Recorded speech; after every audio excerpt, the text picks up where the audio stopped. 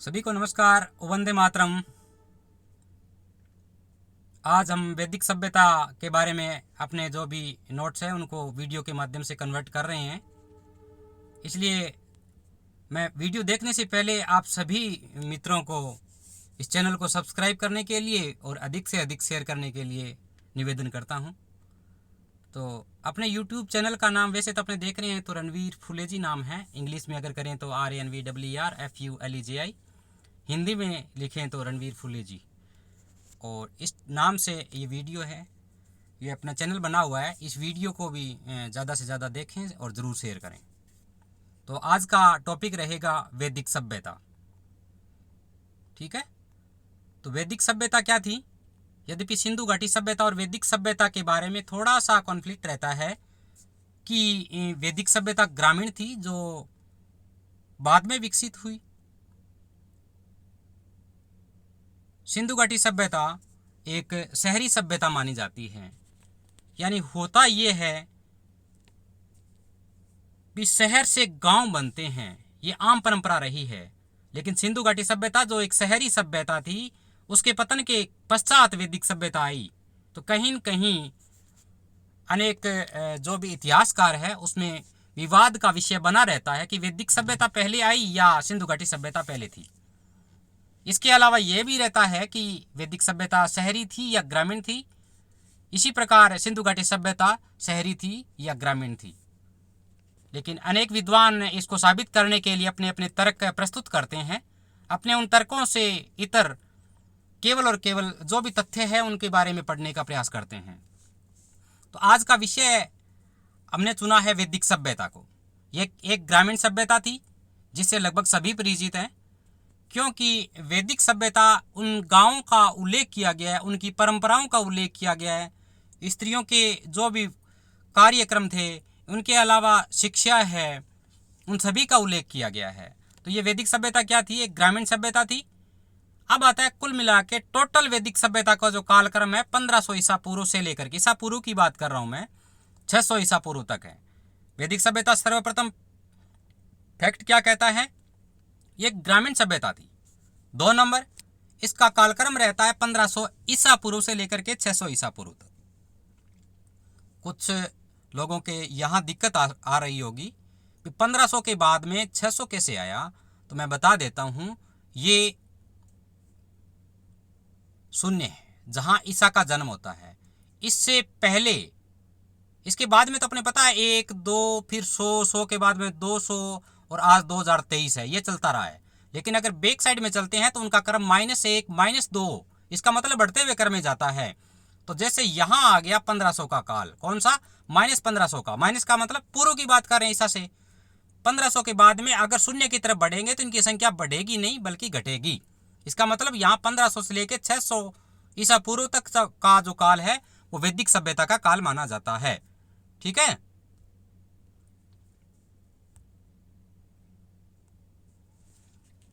तो वैदिक सभ्यता एक ग्रामीण सभ्यता थी। इसका कालक्रम 1500 ईसा पूर्व से लेकर के 600 ईसा पूर्व तक था। इस वैदिक कालक्रम को 2 भागों में बांट दिया। इसका मतलब पहला तो आरंभिक भाग था, उसके पश्चात उत्तरवर्ती भाग हो गया। प्रारंभिक भाग में क्या कहते हैं? क्योंकि वेद 4 है, सभी जानते हैं। कौन कौन से हैं नाम बता सकते हैं कमेंट बॉक्स में? फिर भी मैं कोशिश करूंगा चारों के चारों बताने की। लेकिन वीडियो के साथ साथ में अगर कमेंट बॉक्स में आप अगर उन चारों वेदों के नाम क्रम वाइज डालते हैं तो काफ़ी अच्छा लगेगा, क्योंकि इनके नाम भी याद होने ज़रूरी है। अगर आप कमेंट बॉक्स में बताते हैं तो मैं उनका कालक्रम भी बताऊंगा। ठीक है, तो वैदिक सभ्यता को 2 भागों में बांटा। पहला ये क्या था? ऋग्वेद का जो काल है वो अलग माना जाता है। उसके पश्चात जो तीनों वेद है उनका काल उत्तर वैदिक काल माना जाता है। तो ऋग्वेद के काल को क्या कहेंगे? ऋग्वेदिक काल। और उसके पश्चातवर्ती जो तीनों वेद हैं जो बाद में बने थे, उत्तर का मतलब बाद में, पश्चात में तो लेटर हुए थे, इसलिए उनको क्या कहते हैं? उत्तर वैदिक काल कहते हैं, जिसमें तीनों वेदों की रचना हुई थी। तो सिंधु घाटी सभ्यता आपने पढ़ चुके हैं। वैदिक सभ्यता के बारे में पढ़ रहे हैं। यह ग्रामीण सभ्यता थी। कुल मिला के 1500 ईसा पूर्व से लेकर के 600 ईसा पूर्व तक का इनका कालक्रम है, जो 2 भागों में बंटा हुआ है। जिसमें एक तो ऋग्वेदिक काल हमने पहले ही बता दिया, जिसका टाइम पीरियड 1500 से लेकर के 1000 ईसा पूर्व है। और उत्तर वैदिक काल है वो 1000 ईसा पूर्व से लेकर के 600 ईसा पूर्व तक। कुल तो अपने बताया था 1500 से लेकर के 600 ईसा पूर्व तक। लेकिन इनका दोनों का डिवाइडेशन कर दिया ऋग्वेदिक और उत्तर वैदिक में, तो ऋग्वेदिक का कालक्रम है 1500 ईसा पूर्व से लेकर के 1000 ईसा पूर्व तक। उसके पश्चात शुरू हो जाता है उत्तर वैदिक काल, जो 1000 ईसा पूर्व से लेकर के 600 ईसा पूर्व तक रहता है। ठीक है, ये फैक्ट अपने याद होना चाहिए। अब आता है वैदिक प्रशासनिक इकाइयां क्या थी, एडमिनिस्ट्रेशन कैसा था, कौन कौन से राज्य थे, राष्ट्र था, जिले का क्या सिस्टम था, सबसे छोटी इकाई कौन सी थी, सबसे बड़ी इकाई कौन सी थी, इन सभी प्रश्नों का जवाब है इस प्रशासनिक इकाइयों वाले मैटर में। तो सबसे बड़ी प्रशासनिक इकाई क्या कहलाती थी, राष्ट्र, यानी आज जिसको देश बोलते हैं। उस समय वैदिक काल में सबसे बड़ी इकाई भी राष्ट्र हुआ करती थी। उसके पश्चात जन, जो आजकल के राज्य कह सकते हैं, स्टेट जिसको कह सकते हैं, और जिसका मुखिया हुआ करता था राजन। उसके पश्चात राज्य से छोटी इकाई हुआ करती थी विस, यानी आज का जिला जिसको कह सकते हैं, और उसका हेड हुआ करता था विस्पति। विस के बाद में छोटी इकाई थी गांव, और गांव का मुखिया ग्रामणी कहलाता था। और गांव से भी छोटी यानी सबसे छोटी इकाई हुआ करती थी कुल, जिसको आजकल परिवार कहते हैं, वो सबसे छोटी इकाई मानी जाती थी। वहां भी प्रशासनिक इकाइयां थी। प्रशासनिक सबसे छोटी इकाई अगर कहें तो ग्राम न होकर के वहां कुल हुआ करती थी, जिसका हेड आज गांव का कौन होता है, सरपंच होता है, और परिवार का मुखिया होता है। जैसे महिला सशक्तिकरण को बढ़ावा देते हुए आज सरकारों ने महिला को मुखिया मान लिया गया है, तो उसी प्रकार उस समय पुरुष प्रधान थी, ग्रामीण सभ्यता थी, तो उनका हेड हुआ करता था पिता। इसे पता क्या चलता है, इसे पता चलता है कि वैदिक सभ्यता पुरुष प्रधान थी। पिता के अलावा उसका दूसरा नाम भी हुआ करता था, कुलप कहते थे। कुलप का मतलब अपने परिवार का मुखिया। तो वैदिक सभ्यता की प्रशासनिक इकाइयां, सबसे बड़ी इकाई अगर पूछे तो राष्ट्र। राष्ट्र किस में बंटा हुआ था, जन में। जन किस में बंटा हुआ था, विस में। विस किस में बंटा हुआ था, ग्राम में। और सबसे छोटी इकाई हुआ करती थी कुल। ठीक है, इस पीडीएफ को जरूर अपने टेलीग्राम चैनल से आप अपलोड कर लें, डाउनलोड कर लें, देख सकते हैं। मैं टेलीग्राम चैनल का लिंक बता दूंगा और वो इसमें शेयर कर दूंगा। जो डिस्क्रिप्शन बॉक्स है, आप उससे टेलीग्राम चैनल का लिंक डाउनलोड कर सकते हैं और पीडीएफ को प्राप्त कर सकते हैं। अब आता है जो प्रमुख राज्य अधिकारी कौन कौन से हुआ करते थे, प्रमुख पोस्टें कौन कौन सी हुआ करती थी। तो सबसे पहला पोस्ट थी पुरोहित का। सबसे बड़ी पुरोहित पोस्ट हुआ करती थी। और पुरोहित का मतलब पंडित से था। और पंडित भी मुख्य रूप से दो प्रकार के थे, एक तो वशिष्ठ पुरोहित थे, दूसरे विश्वामित्र पुरोहित थे। वशिष्ठ का मतलब रूढ़िवादी पुरोहित। रूढ़िवादी का मतलब जो परंपरा चली आ रही है उसी परंपरा का अनुसरण करना, उसमें किसी भी प्रकार का संशोधन नहीं करना, वो पुरोहित कहलाते थे वशिष्ठ। ये वशिष्ठ और विश्वामित्र दोनों ऋषियों के नाम हैं और उन्हीं के नाम के आधार पर पुरोहितों का वर्गीकरण किया हुआ है। तो कह सकते हैं वैदिक सभ्यता में पुरोहितों का वर्गीकरण कितने भागों में किया गया, दो भागों में। नंबर 1 वशिष्ठ पुरोहित, नंबर 2 विश्वामित्र पुरोहित। उदार पुरोहित कहते हैं विश्वामित्र पुरोहित को। उदार का मतलब जो समय की मांग के आधार पर उसमें संशोधन करते रहते हैं। जिस प्रकार भारतीय संविधान में जरूरतों के आधार पर, समय के आधार पर उसमें संशोधन होता रहता है, उसी प्रकार विश्वामित्र पुरोहित भी हुआ करते थे, वो उदार पुरोहित कहलाते थे। वशिष्ठ पुरोहित क्या थे, रूढ़िवादी पुरोहित थे। विश्वामित्र पुरोहित क्या थे, उदार पुरोहित थे। ठीक है, तो पहले प्रमुख राज्याधिकारी में आता है पुरोहित का। ठीक है, 2 नंबर पे आते हैं सेनानी। सेनानी का मतलब जो सेना प्रमुख हुआ करता था उसमें, वो भी प्रमुख राज्य का अधिकारी था। तो 1 नंबर पे क्या बताया हमने, 1 नंबर पे अपने बताया था पुरोहित, 2 भागों में बांटा इनको, विशिष्ट पुरोहित और विश्वामित्र पुरोहित। उसके पश्चात आया सेनानी। 3 नंबर पे आते थे रत्नी, जिनकी संख्या यद्यपि 16 हुआ करती थी। तो मुख्य 4 थे, जिसमें राजा, सूत, रथकार, कंपादी। ठीक है, इनके अलावा 12 और थे। कुल मिला के टोटल रत्नी की संख्या पूछें तो वो कितनी हो गई, 16। प्रमुख राज्य अधिकारियों की बात कर रहे हैं। नंबर 1 पुरोहित आया था, पुरोहित के बाद में सेनानी आया था, और नंबर 3 पे आ रहे हैं वैदिक सभ्यता में रत्नी। रत्नी की संख्या अगर पूछें तो कितनी थी, 16। 16 में से 4 कौन कौन से थे, राजा था, सूत था, रथकार था, कंपादी था। इसके अलावा 12 और थे। ये सारे के सारे अधिकारी क्या कहलाते थे, रत्नी कहलाते थे। ये भी पूछ सकते हैं रत्नी किस प्रकार का अधिकारी था, तो ये एक राज्य अधिकारी था। अब आता है पुरुप। पुरुप नाम का अधिकारी कौन सा था, दुर्गपति। दुर्ग का मतलब जो किला होता था, जो गढ़ होता था, जो राजधानी हुआ करती थी, उसका हेड हुआ करता था वो कहलाता था पुरप। फिर आता है स्पष्ट। स्पष्ट का मतलब गुप्तचर। गुप्तचर आजकल जो इंटेलिजेंस है वो उस समय स्पष्ट कहलाती थी। उसके पश्चात अगला आता है वाजपति। वाजपति मतलब गोचर भूमि का अधिकारी। गोचर भूमि का अधिकारी क्या कहलाता था? वाजपति। और अगला राज्य अधिकारी था उग्र। उग्र का नाम से पता चलता है अपराध पर लगाम लगाने वाला व्यक्ति, यानी पुलिस विभाग से संबंधित होगा। तो अपराधियों को पकड़ने वाला व्यक्ति उग्र नामक राज्य अधिकारी हुआ करता था। ये मुख्य मुख्य राज्य अधिकारी हमने पढ़ा है। अब आता है एक सलाहकारी संस्था, यानी जो मुखिया हुआ करता था राष्ट्र का, उसको सलाह देने के लिए एक संस्था हुआ करती थी जिसके भी दो भाग थे। नंबर 1 सभा और नंबर 2 समिति। सभा में कौन लोग थे? वरिष्ठ जन, आजकल जिसको कह सकते हैं राज्यसभा के रूप में। समिति में आम लोग हुआ करते थे। दो भाग हो गए सलाहकारी संस्था के, एक तो सभा थी जिसमें वरिष्ठ नागरिक हुआ करते थे और समिति में सामान्य लोग हुआ करते थे। समिति जो है उसका अध्यक्ष ईशान कहलाता था। यद्यपि ईशान एक कोण का नाम भी है, क्योंकि जो दिशाएं हैं 4, उसमें उत्तर, पूर्व, दक्षिण, पश्चिम, ये 4 दिशाएं हैं। इसके पश्चात ईशान, नैऋत्य, वायव्य, ये 4 दिशाएं भी हैं। उस दिशाओं में एक ईशान दिशा भी है। तो समिति का हेड हुआ करता था वो ईशान। ठीक है। अब आता है गविष्ठ शब्द किसके लिए किया जाता था प्रयुक्त?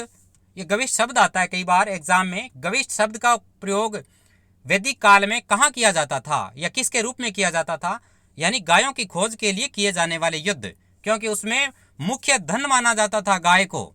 क्योंकि वस्तु विनिमय प्रणाली प्रचलित थी, इसलिए किसी भी कार्य के बदले ज्यादातर वस्तु विनिमय के रूप में गायों का ही आदान प्रदान होता था। इसलिए गाय ही सर्वोत्तम धन माना जाता था और गायों के लिए ही या उनकी खोज के लिए युद्ध हुआ करते थे। उन युद्धों को क्या कहते थे? गविष्ठ कहते थे। ठीक है। तो राज्य अधिकारियों को एक बार मैं रिपीट कर देता हूं कौन कौन से राज्य अधिकारी हुआ करते थे। नंबर 1 पे पुरोहित, जिसमें वशिष्ठ जो रूढ़िवादी पुरोहित थे। 2 नंबर पे विश्वामित्र जो उदार पुरोहित थे। 3 नंबर सेनानी जो सेना प्रमुख हुआ करता था। उसके पश्चात 3 नंबर का प्रमुख राज्य अधिकारी थे रत्नी। रत्नी में 16 प्रकार के अधिकारी थे, जिसमें राजा, सूत, रथकार और कंपादी, ये 4 अलग थे और 12 अलग थे। कुल मिला के कितने हो गए? 16 रत्नी हुआ करते थे। फिर पूर्व जो दुर्गपति था, स्पष्ट गुप्तचर विभाग का मुखिया हुआ करता था। वाजपति गोचर भूमि का अधिकारी था। उग्र पुलिस विभाग का हेड हुआ करता था। उसके पश्चात सलाहकारी संस्था थी शासक को सलाह देने के लिए। उसमें एक सभा थी और समिति 2 भाग हुआ करते थे। सभा के जो मुखिया थे वो वृद्ध व्यक्ति हुआ करते थे जो अनुभवी थे। समिति में आम जनता शामिल थी और समिति का जो मुखिया हुआ करता था उसको ईशान कहते थे। उसके बाद में हमने पढ़ा गविष्ठी गायों की खोज के लिए किए जाने वाले युद्ध थे, क्योंकि वस्तु विनिमय प्रणाली थी और गायों का मूल्य उस समय सबसे ज्यादा था। गायों का अघन्या भी कहा जाता है। अघन्या का मतलब क्या था? जिसको मार नहीं सकते, अर्थात मार देते हैं तो पाप लगेगा और उसके प्रायश्चित के रूप में भी व्यक्ति को काफी अधिक धन लुटाना पड़ता था, दान करना पड़ता था, इसलिए गविष्ठ किए जाते थे। इसी प्रकार का एक युद्ध आता है 10 राज्य युद्ध, जो कई एग्जाम में आ चुका है और आने की संभावना लगभग बनी रहती है। 10 राज्य नाम से पता चलता है 10 राजाएं मिलकर के युद्ध करते हैं, इसलिए 10 राज्य का मतलब राजा। 10 राजा मिलकर के युद्ध करते हैं, इसलिए इस युद्ध को 10 राज्य युद्ध कहते हैं। क्वेश्चन आता है इसका युद्ध का वर्णन कहाँ मिलता है? तो याद कर लेना, परुष्णी नदी के तट पर सुदासना और अन्य 10 जनों के मध्य लड़ा गया। जन का मतलब ये राजा से हैं, जहां 10 राजा एक तरफ थे और सुदास नाम का राजा एक तरफ था, इसका उल्लेख किया गया है। ऋग्वेद में इसका 10 राज्य युद्ध का उल्लेख किया गया है। याद कर लेना कहाँ किया गया 10 राज्य युद्ध का वर्णन? ऋग्वेद में, परुष्णी नदी के किनारे। परुष्णी प्राचीन नाम है, वैदिक नाम है, जिसको आजकल रावी नदी कहते हैं, जो पंजाब में बहती है। पंजाब कौन सा? पाकिस्तान वाला पंजाब। और एक तरफ था सुदास नाम का राजा। इन सभी में लड़ाई होती है और 10 राजा है वो हार जाते हैं, सुदास विजयी हो जाते हैं, इसलिए इस युद्ध को विशेष बना दिया गया और युद्ध का नाम रखा गया 10 राज्य युद्ध। ठीक है। दशराज्य युद्ध का वर्णन सर्वप्रथम ऋग्वेद के 7वें मंडल में मिलता है। यह प्रश्न आता है, दशराज्य युद्ध का वर्णन लिखिए। आरएस मेंस में एग्जाम में भी पूछ सकते हैं। दशराज्य युद्ध कर दिया, 15 शब्दों में उत्तर लिखना है, जिसमें वो फैक्ट डालने हैं जो इसमें इंपॉर्टेंट है। सबसे पहले सुदास नाम का राजा और 10 जनों के शासक वो एक तरफ, इन दोनों में युद्ध होता है पुरुषणी यानी उस समय की आजकल रावी कहलाती है, उस नदी के किनारे। और इस युद्ध का वर्णन क्या है, कहाँ किया जाता है, ऋग्वेद के 7वें मंडल में है। और परिणाम क्या रहता है, इसमें सुदास नाम का व्यक्ति है, जो सुदास नाम का राजा है वो विजयी हो जाता है। इसीलिए इस युद्ध का नाम रखा दशराज्य युद्ध। ठीक है।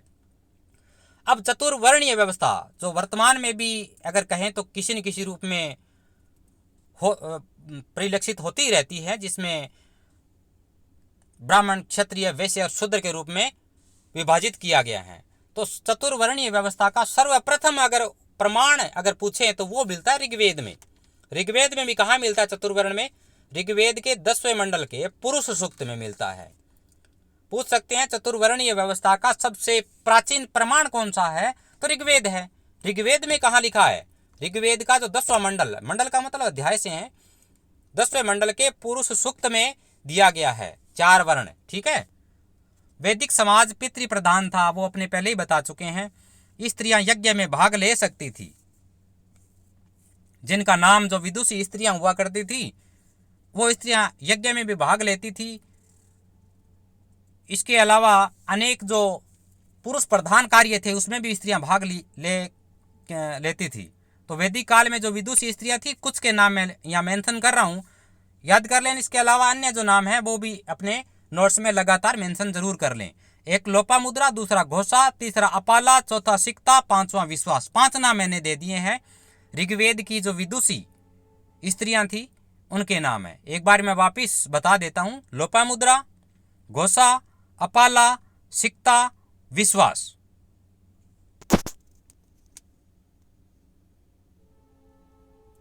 ये वैदिक विदुषी स्त्रियां थी। अब आता जीवन भर अविवाहित रहने वाली महिला को अमाजू कहते थे।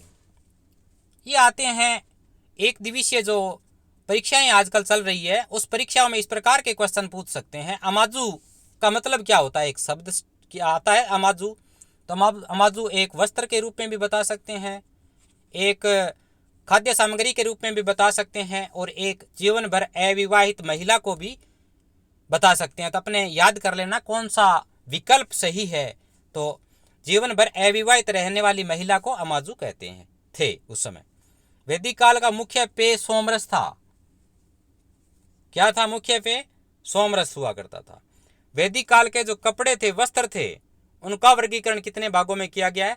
तो 4 भागों में वर्गीकरण किया गया है। कपड़े जो उस समय थे, एक तो वास होता था। वास का मतलब सामान्य कपड़े जो अपने पहनते हैं उसको क्या बोलते थे? वास। अधिवास, अधि का मतलब ऊपर से होता है, कम से भी होता है। ऊपर पहना जाने वाला वस्त्र क्या कहलाता था? अधिवास। वास का मतलब सामान्य कपड़े, अधिवास का मतलब ये कपड़े पहन रखे, इसके ऊपर पहने जाने वाला कपड़ा। यानी आजकल अगर कहें तो कपड़े के ऊपर जो कपड़ा पहना जाता है, छोटी जैकेट वगैरह, वो अधिवास कहलाता है। उष्णीस का मतलब सर्दी के लिए गर्म कपड़े, यानी जब सर्दी आती है, सर्दी से बचाने के लिए जो कपड़े पहने जाते थे उन कपड़ों को उष्णीस कहा जाता था। एक नीवी, अंदर पहना जाने वाला वस्त्र, यानी अंडरगारमेंट्स जो थे उनको नीवी कहा जाता था। तो याद कर लेना इन नाम को। नंबर 1 वास, सामान्य वस्त्र। नंबर 2 अधिवास, ऊपर पहना जाने वाला वस्त्र। नंबर 3 उष्णीस, सर्दी के लिए गर्म कपड़े। नीवी, अंदर पहना जाने वाला वस्त्र। ये क्या थे? वैदिक काल के वस्त्र हुआ करते थे। अगला आता है वैदिक दर्शन, क्योंकि वैदिक काल में ही दर्शन अपने चरमोत्कर्ष पर पहुंचा था और अनेक इसकी शाखाएं भारत में विकसित हो गई थी। उसमें यूरोप में भी दर्शन का बोलबाला था, लेकिन यहाँ अपने भारत में प्रचलित दर्शनों के बारे में ही बातचीत कर रहे हैं। अब अपने देर का एक तरफ दर्शन, दूसरी तरफ उस दर्शन के संस्थापक कौन थे?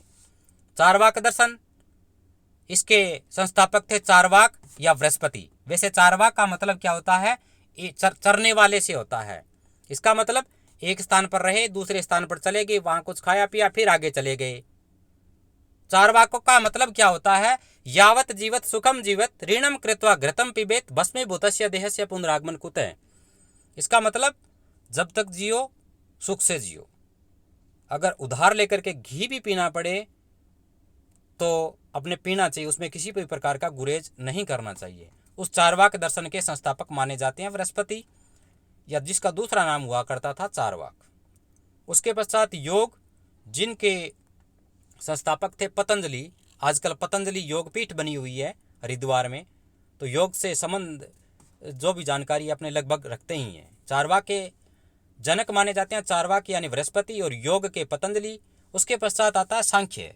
सांख्य का मतलब क्या होता है? सांख्य का मतलब संख्या से है।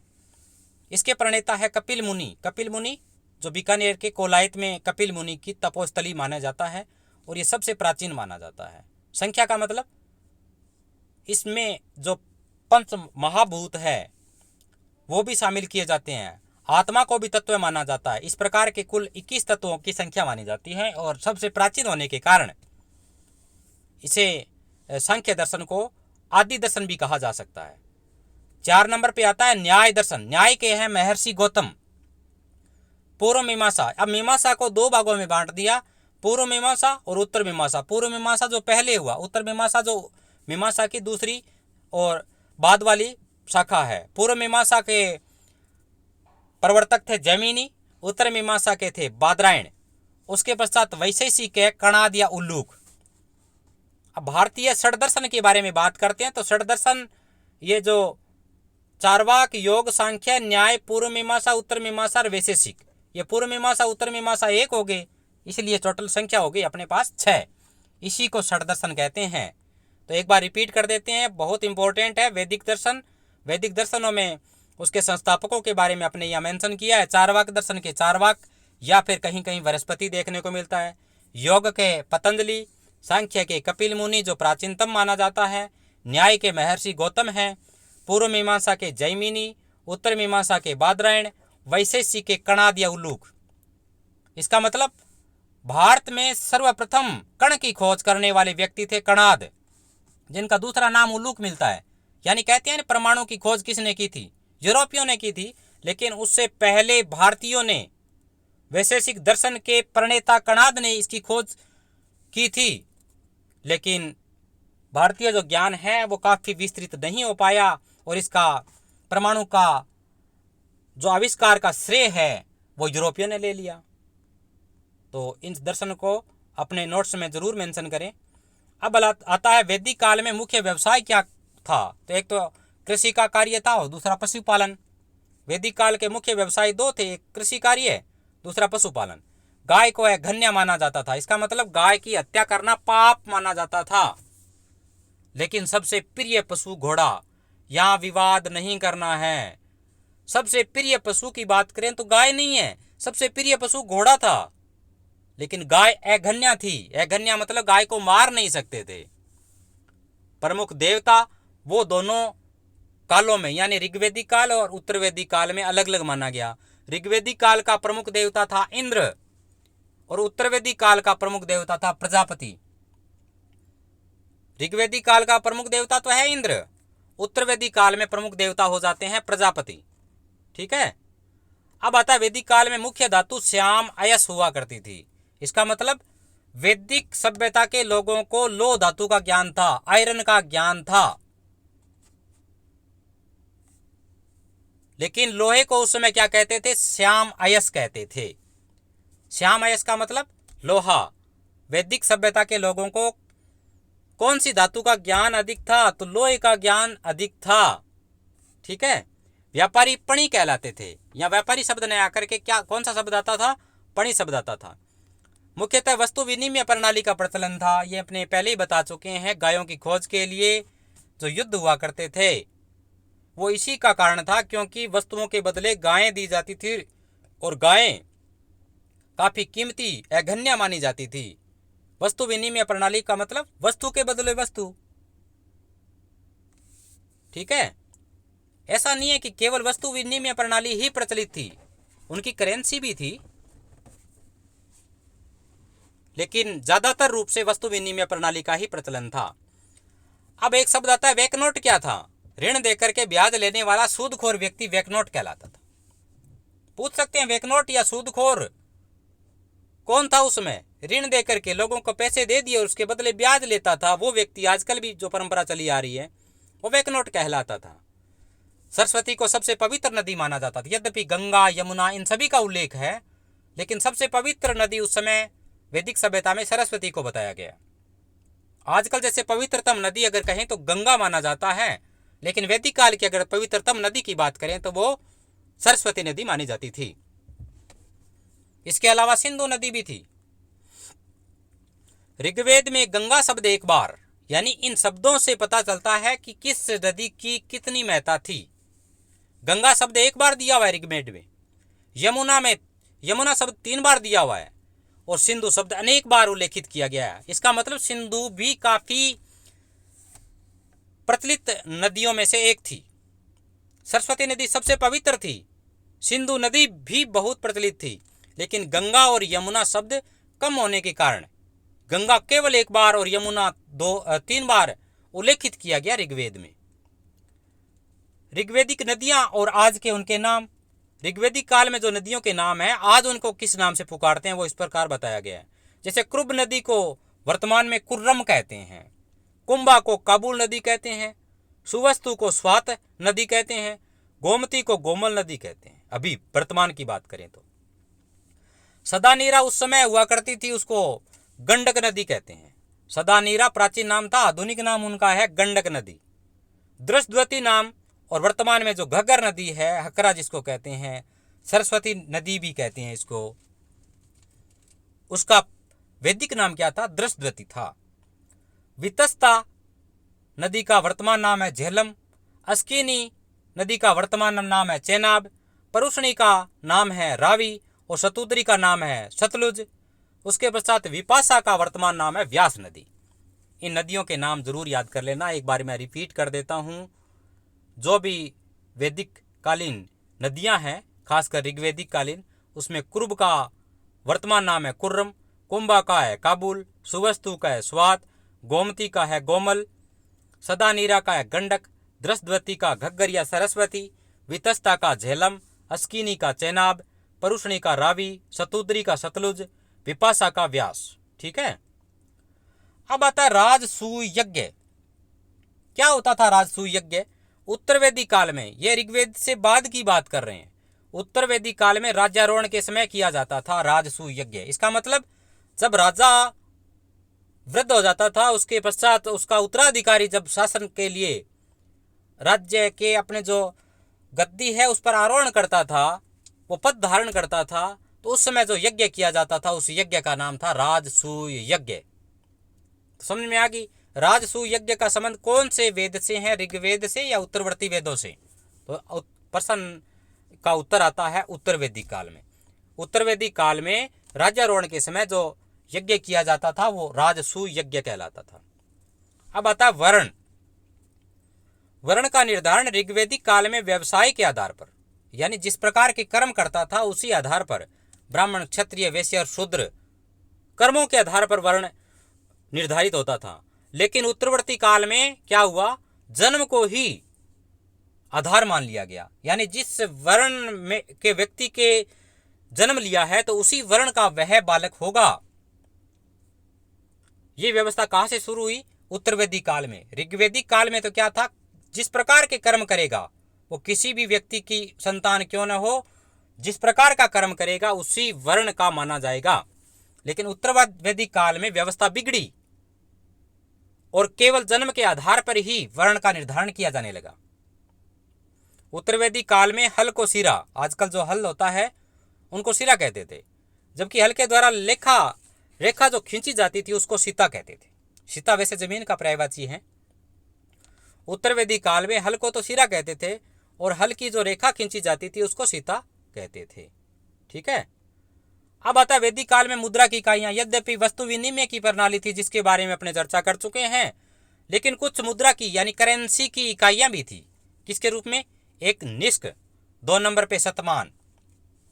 पूछ सकते हैं वैदिक काल में किस प्रकार की करेंसी का उपयोग किया जाता था?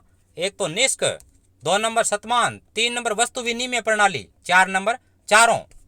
इसका मतलब जितने भी प्रकार की ये ऑप्शन दे रखे हैं, तीनों के तीनों ऑप्शन सही है, क्योंकि वस्तु विनिमय प्रणाली प्रचलित ही थी। निष्क मुद्रा की करेंसी के रूप में उपयोग किया जाता था। शतमान भी एक करेंसी थी। एक शब्द आता है सत्यमेव जयते, क्योंकि वैदिक सभ्यता के जो उपनिषद है उसी का भी रचना हुई थी वैदिक काल में। तो इसमें सत्यमेव जयते एक शब्द आता है जो लगभग सभी जानते हैं, सत्य की ही जीत होती है। यह शब्द मुंडकोपनिषद से लिया गया है। मुंडकोपनिषद में एक शब्द आता है सत्यमेव जयते, वहां से लिया गया है, जिसमें यज्ञ की तुलना टूटी हुई नाव से की गई है। इसका मतलब क्या हुआ? सत्यमेव जयता, सत्यमेव जयते का मतलब है सत्य की जीत होती है। यज्ञ के द्वारा आप इस संसार रूपी नाव के माध्यम से इस संसार को पार नहीं कर सकते। इसका मतलब आपका कल्याण इस यज्ञ के माध्यम से नहीं हो सकता। ये कौन कहता है? ये मुंडकोपनिषद कहते हैं। आप यज्ञ करके इस सांसारिक यात्रा करके परम सत्ता को प्राप्त करें, ऐसा नहीं हो सकता। सत्यमेव जयते मुंडकोपनिषद में दिया गया, जिसमें यज्ञ की तुलना टूटी हुई नाव, यानी टूटी हुई नाव से समुद्र को पार नहीं कर सकते। अगर समुद्र को पार करना तो नाव की जो बनावट है या उसमें जो भी इंस्ट्रूमेंट है बिल्कुल उचित तरीके से लगे होने चाहिए, वो परिपूर्ण होनी चाहिए, तभी जाकर के उस समुद्र को पार किया जा सकता है। टूटी हुई नाव से समुद्र को पार नहीं किया जा सकता। उसी प्रकार यज्ञ है, यज्ञ के माध्यम से अपने कल्याण को प्राप्त नहीं कर सकते। ये मुंडकोपनिषद में दिया गया है। अगला आता है गायत्री मंत्र, सभी जानते हैं। ओम भूर्भुवः स्वः तत्सवितुर्वरेण्यं भर्गो देवस्य धीमहि धियो यो नः प्रचोदयात्। ये गायत्री मंत्र है। ये किसने किया?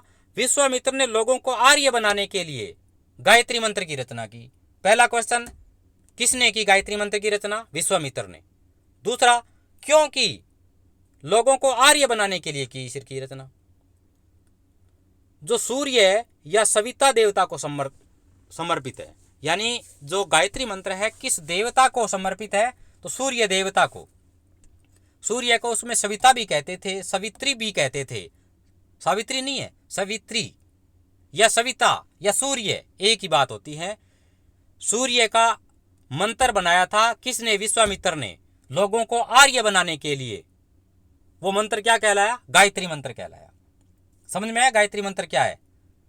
विश्वामित्र के द्वारा लोगों को आर्य बनाने के लिए गायत्री मंत्र की रचना की गई, जो सूर्य देवता को संबोधित किया गया इसमें। ठीक है।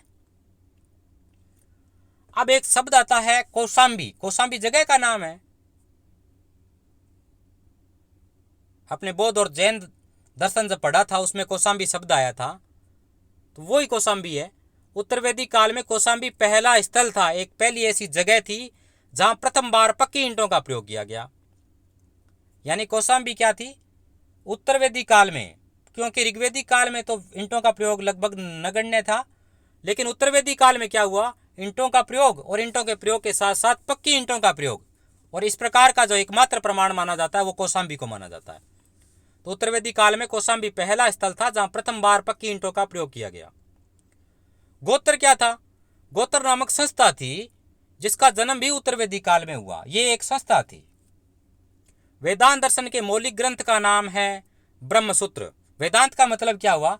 ये जो चारों वेद है, कौन कौन से, मैं अभी बता देता हूँ। यद्यपि वीडियो प्रारंभ करते समय मैंने पूछा था चारों वेद के कर्म याद करने हैं।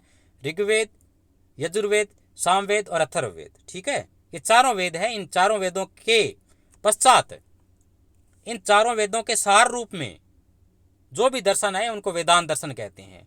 वेदांत दर्शन के मौलिक ग्रंथ का नाम है ब्रह्मसूत्र। ये पूछ सकते हैं वेदांत दर्शन के मौलिक, मौलिक का मतलब फंडामेंटल, बेसिक जो कह सकते हैं, उस ग्रंथ का नाम है ब्रह्मसूत्र, या दूसरा नाम होता है वेदांत सूत्र। ब्रह्मसूत्र और वेदांत सूत्र दोनों एक ही नाम है, एक ही ग्रंथ के नाम है। ब्रह्मसूत्र भी उसी को कहेंगे और वेदांत सूत्र उसी को कहेंगे। ये क्या है? वेदांत दर्शन का मौलिक ग्रंथ है। इस ब्रह्मसूत्र की रचना किसने की? बादरायण ने। वेदांत सूत्र की रचना किसने की? बादरायण ने। ठीक है। तो आज हमने वैदिक सभ्यता के बारे में मुख्य मुख्य जो फैक्ट्स है उनको पढ़ा। एक बारी मैं कोशिश करूंगा सभी को फास्टली रिपीट करने की।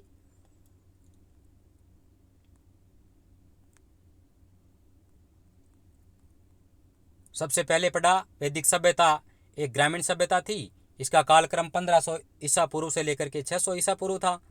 दो भागों में बांटा, पहला ऋग्वेदिक काल जो 1500 ईसा पूर्व से लेकर के 1000 ईसा पूर्व, और उत्तर वैदिक काल 1000 ईसा पूर्व से 600 ईसा पूर्व तक। फिर वैदिक प्रशासनिक इकाइयों की बात करें तो सबसे बड़ी राष्ट्र, राष्ट्र से छोटी जन, जिसका मुखिया राजन हुआ करता था। उसके पश्चात विश्व का मुखिया विस्पति। उसके पश्चात गांव उससे छोटी इकाई थी जिसका मुखिया ग्रामीण, और सबसे छोटी इकाई हुआ करती थी कुल यानी परिवार, जिसका मुखिया पिता या कुलप कहलाता था। प्रमुख राज्य अधिकारियों की बात करें तो पहले पुरोहित थे। पुरोहितों को दो भागों में बांटा, वशिष्ठ जो रूढ़िवादी पुरोहित थे, विश्वामित्र जो उदार पुरोहित थे। 2 नंबर पे प्रमुख राज्य अधिकारी थे सेनानी, जिसको सेना प्रमुख कहते थे। 3 नंबर पे थे रत्नी, जो 16 थी संख्या जिनकी, जिसमें राजा, सूत, रथकार, कंपादी और प्लस 12 थे। ये सारे के सारे रत्नी कहलाते थे। फिर पूर्व ये दुर्गपति था, स्पष्ट गुप्तचर था, वाजपति गोचर भूमि का अधिकारी था, उग्र ये पुलिस का मुखिया हुआ करता था। सलाहकारी संस्था के रूप में सभा और समिति थी। सभा में वरिष्ठ लोग थे और समिति में आम जनता थी। समिति का मुखिया ईशान कहलाता था। गायों की खोज के लिए गविष्ठ किए जाते थे, यानी गायों की खोज के लिए जो युद्ध किए जाते थे वो क्या कहलाते थे? गविष्ठ थे। एक ऐसे ही युद्ध का वर्णन दशराग्य युद्ध, जो कि ऋग्वेद के 7वें मंडल में उल्लेखित था, उसमें परुषणी नदी यानी रावी नदी वर्तमान है, उस नदी के किनारे सुदास और अन्य 10 राजाओं के मध्य लड़ा गया था, जिसमें सुदास विजयी हो गया था। फिर चतुर्वर्णीय व्यवस्था के बारे में सबसे पहला प्रमाण ऋग्वेद के 10वें मंडल के पुरुष सूक्त में मिलता है, ऐसा हमने पढ़ा था। वैदिक समाज पितृ प्रधान था। स्त्रियां यज्ञ में भाग ले सकती थी, जिसमें मुख्य रूप से विदुषी स्त्रियों के बारे में बात करें तो लोपामुद्रा, घोषा, अपाला, सिक्ता, विश्वास। फिर जीवन भर अविवाहित रहने वाली महिला को अमाजू कहा जाता था। वैदिक काल का मुख्य पेय सोमरस था। उसके पश्चात वैदिक कालीन जो कपड़े थे, क्लॉथ्स थे, उनके बारे में वर्णन इस प्रकार है। वास जो सामान्य कपड़े थे, अधिवास ऊपर पहने जाने वाले कपड़े थे, उष्णीष सर्दी के लिए बने हुए कपड़े थे, नीवी अंडरगारमेंट्स कहलाते थे। ठीक है। अब वैदिक दर्शनों के बारे में बात करें तो जो मुख्य दर्शन है उनके संस्थापकों के बारे में यहाँ वर्णन दे रखा है। चारवाक का संस्थापक चारवाक या बृहस्पति, योग के पतंजलि, सांख्य के कपिल मुनि, प्राचीनतम माना जाता है सांख्य दर्शन को। न्याय के महर्षि गौतम, पूर्व मीमांसा के जैमिनी, उत्तर मीमांसा के बादरायण, वैशेषिक के कणादिया उल्लूक। वैदिक काल के मुख्य व्यवसाय कृषि और पशुपालन था। गाय को घन्या माना जाता था। प्रिय पशु घोड़ा, प्रमुख देवता ऋग्वेद में तो इंद्र, उत्तर वेद में प्रजापति। फिर वैदिक काल का मुख्य धातु श्याम अयस यानी आयरन यानी लोहा हुआ करता था। व्यापारी को पणी कहते थे। मुख्यतः वस्तु विनिमय प्रणाली प्रचलित थी। वेकनोट यानी सूदखोर को कहते थे। इसका मतलब ब्याज पे पैसे दिए, ब्याज उनका लेकर के मूल सहित खाता था, वो व्यक्ति वेकनोट यानी सूदखोर कहलाता था। सरस्वती को सबसे पवित्र नदी माना जाता था। ऋग्वेद में गंगा शब्द 1 बार दिया हुआ है, यमुना शब्द 3 बार दिया हुआ है, सिंधु शब्द बहुत बार दिया हुआ है। ठीक है। अब ऋग्वेदिक कालीन नदियाँ और जिनको आधुनिक किस नाम से जानते हैं, क्रुब को आधुनिक में कुर्रम कहते हैं, कुंभा को काबुल कहते हैं, सुवस्तु को स्वात कहते हैं, गोमती को गोमल कहते हैं, सदानीरा को गंडक कहते हैं, दृष्टवती को घग्गर या सरस्वती कहते हैं, वितस्ता को झेलम, अश्मिनी को चैनाब, परुषणी को रावी, सतुद्री को सतलुज और विपाशा को व्यास नदी कहते हैं।